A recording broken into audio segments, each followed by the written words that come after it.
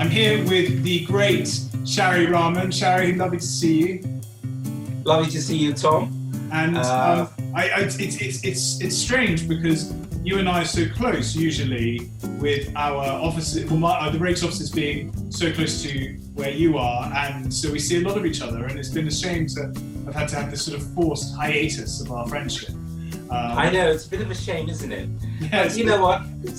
It's the thought that counts, and what they say is, absence makes the heart grow fonder. It certainly does, doesn't it? But in this case, distance makes the heart grow fonder. I guess the good news is that we've been brought back together with glad tidings and with great spirit, because we're doing this auction for the sort of COVID solidarity and relief, and you have been one of the very, very generous people to have donated a lot. So why don't you tell us a little bit about the lot that you are donating? Right, thank you very much for that. Thank you for the opportunity to sort of voice my thoughts a little bit. Let's start with a little bit of the background. The background being COVID, the scenario that the world as we know today is being sort of subjected to.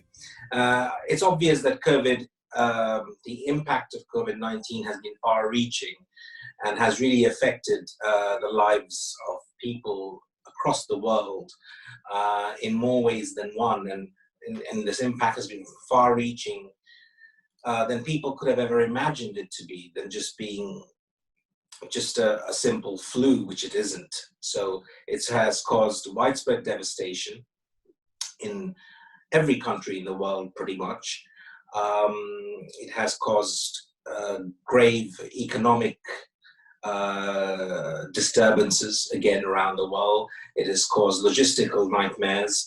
So, all in all, it's, to call it a pandemic is true, but I think the effects of it have been far-reaching than that. And as a result, it's something that we are not just going to sort of feel in the short term. This is something that is going to go with us all the way through. The repercussions are going to be felt for years and years, for a long time. So, in short, it's not a very pleasant thing that has happened, right? So I feel that, we all have to do our part in trying to make lives better. And that's the key factor here.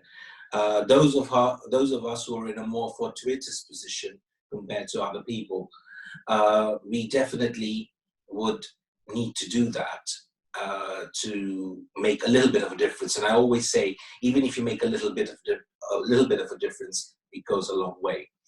So that's the background. Yeah. Coming to the lot that I'm donating, which are these two Goyard Cigar cases, there's a tradition that follows.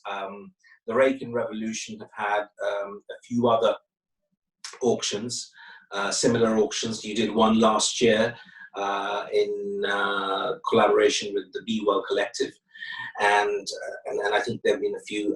And then the years before, you've teamed up with the Gentleman's Ride. The Distinguished Gentleman's Ride, which was,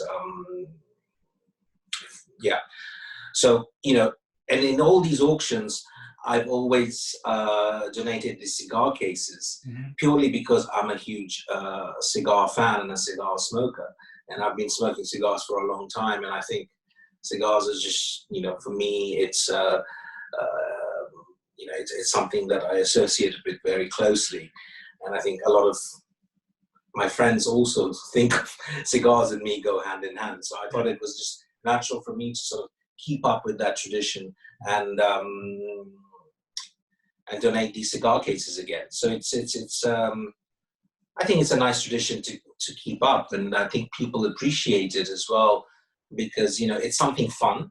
Yeah. It's not too serious, and I think people who are cigar smokers, I'm presuming that those who eventually end up bidding for it and winning it in the auction are going to be cigar smokers, will be able to put it to good use. So that was basically the logic behind donating these lots to the auction. Terrific. And just for the benefit of those who are watching who are thinking of bidding, once the they win the lot, they can then go and have a personalised Goyard? Yes. So generally, what we usually do is we get the cigar cases, and then when they win the lot at the auction, the person or persons who win it, they can then go to the Goyard store on Mount Street here in London and get them personalized with their own monogram, which is also a very unique part of the experience, because Goyard is known for their personalization, and they will do that for the winning bidder as part of the winning lot.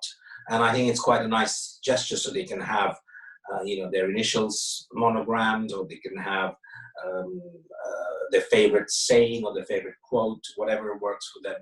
They can put that on the case. They can even put colorful stripes. I can show you an example of my own personal case, which like that. So the cigar case is going to be very similar. It's been personalized by Goyard with my initials and sort of stripes. And this is something that I use all the time. It's very, very useful, for me at least. Yeah, sure. And the people around you as well. Because you're a famously generous man. And yeah, that's very kind of you. You've mentioned how COVID has caused logistical, health, and financial nightmares all over the world. How have you been doing? Are you well? And you've been spending the time. Well, we've been very well.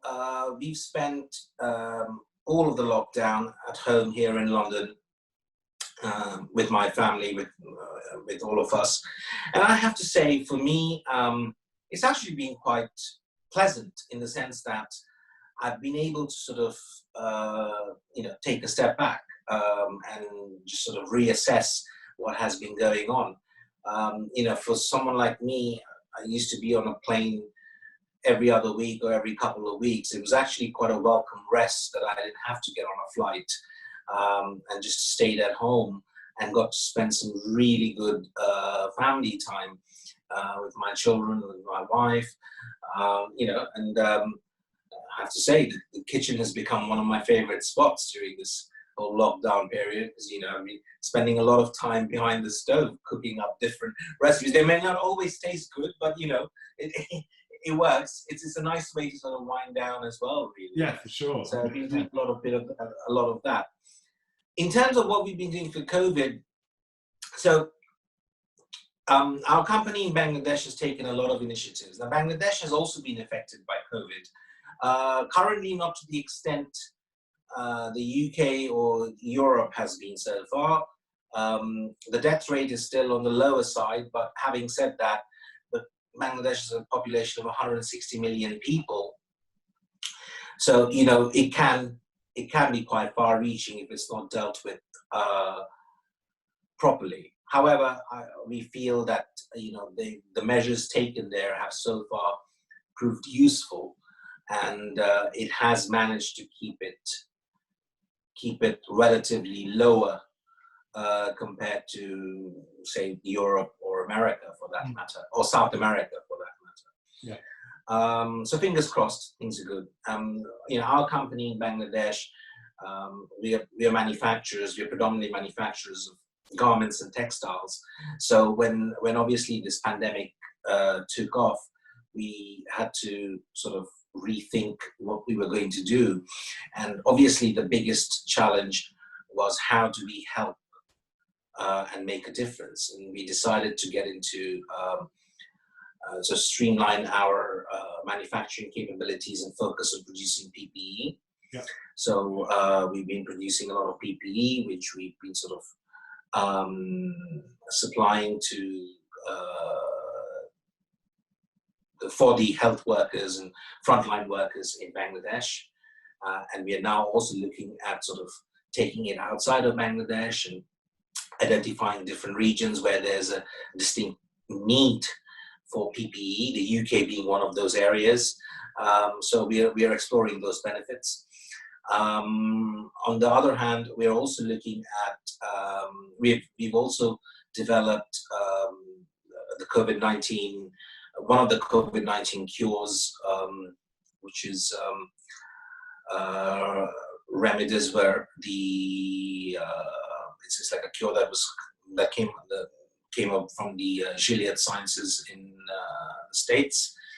And we've been able to sort of formulate that successfully, and we are now again looking to manufacture that cure and supply it in Bangladesh and surrounding areas where it is really necessary.